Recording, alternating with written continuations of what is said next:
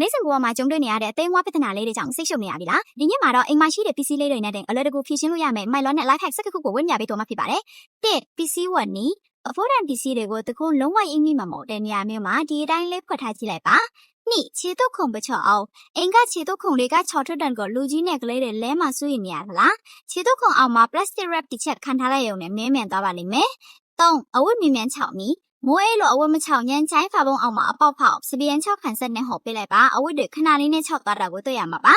ဗလင်းကွင်းစွနီဗလင်းငယ်မှာအဝိုင်းကွင်းကန်ရတာခက်နေရင်ကျိုးလေးတစ်ချောင်းကိုသုံးပြီးဆွဲသွင်းလိုက်ပါအင်းအားစိတ်ဆက်မလို့ပဲအလက်လေးဝင်သွားမှာပါ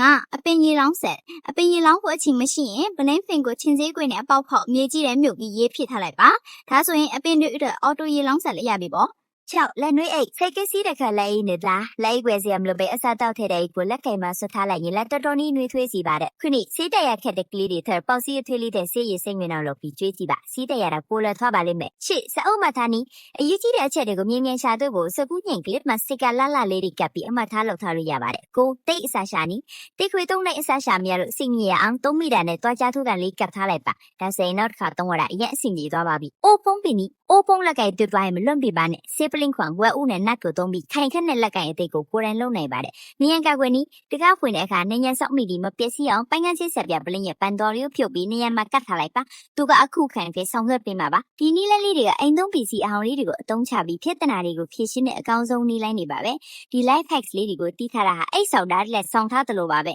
ဘယ်လိုခက်ခဲမျိုးပဲကြုံအေးဆေးပါပဲအသုံးဝင်တယ်လို့ထင်ရင် like share နဲ့ subscribe လို့ follow လို့ထားဖို့မမိနဲ့နော်